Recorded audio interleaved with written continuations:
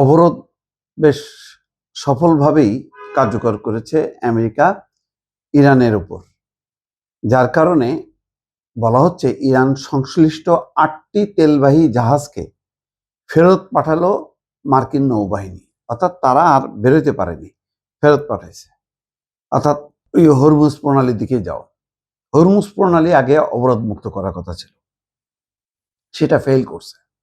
Fail করে Hormuz প্রণালীর বাইরে অবরোধ কার্যকর করছে, যাতে কোনো জাহাজ ঢুকতে পারবে না এবং ভিড়তেও পারবে না। ইরানকে একদম চূড়ান্ত নৌ অবরোধ বলা যায় যে আমেরিকা 40 দিনের যুদ্ধে বিজয়ী না হলেও অবরোধ কার্যকর করে ইরানকে অবরুদ্ধ করে ফেলছে। বরং এই কাজে তাদের যে স্ট্রাইক, এটা সফল হয়েছে, এটা বলা যায়। যুদ্ধে সফল না, কিন্তু ধর্মঘটে তারা সফল হয়েছে। তো এখন এমনও বলেছে যে চীনের কোনো জাহাজও ঢুকতে দেবে না। চীন হচ্ছে সবচেয়ে বড় গ্রাহক ইরানি তেলের, এবং আমেরিকার অভিযোগ ছিল যে বিপুল তেল নিয়ে ইরান মজুত করছে এবং কিছু কিছু পণ্য তারা রফতানি নিয়ন্ত্রণ করছে, এবং এটা নিয়ে তাদের আপত্তিও আছে। যাই হোক, এখন ইরান এখন পর্যন্ত বলছে যে তাদের খুব সফলভাবে তারা তেল রপ্তানি করছে, কিন্তু নিশ্চয়ই কয়েকটা দিন গড়ালে আর সেটা সম্ভব হবে না। এখন বৃহস্পতিবার আলোচনা শুরু হবে, ইস্তাম্বুলে না পাকিস্তানে সেটা এখনো নির্ধারিত হয়নি। কিন্তু সৌদি আরব চাপ দিচ্ছে, ইরান চাপ দিচ্ছে, এবং সবচেয়ে বড় কথা হলো যে যুক্তরাষ্ট্র তার একটা এজেন্ডা বাস্তবায়ন করার মধ্য দিয়ে এই যুদ্ধ থেকে বের হয়ে আসতে চাচ্ছে।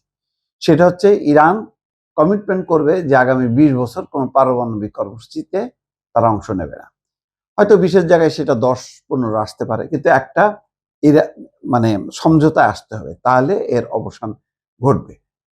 এখন দেখা যাক সেই অবসান যদি ঘটে, সেখানে ইরান কতখানি দাবি আদায় করতে পারে, আদায়ের মধ্য দিয়ে এই অচলাবস্থা, এই যুদ্ধাবস্থা, এই জ্বালানি সংকটের অবস্থা এটা নিরসন হয় কিনা, সবাই কিন্তু এখন সেটার দিকে তাকিয়ে আছে। এবং ইরানকে অবরোধ করে বিশ্ব যে খুব ভালো আছে তা না, কারণ ইরানের তেলও তো এই ইরানের তেল আটকে দিয়ে বা হরমুজ প্রণালী অবরোধ করার মধ্য দিয়ে তেলের দাম $100 ছাড়াই গেছে।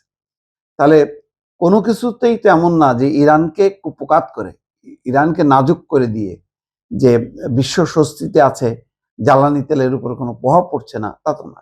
ইরান, সৌদি আরব, সংযুক্ত আরব আমিরাত, কুয়েত, কাতার এসব দেশ খুব গুরুত্বপূর্ণ বিশ্বের জন্য।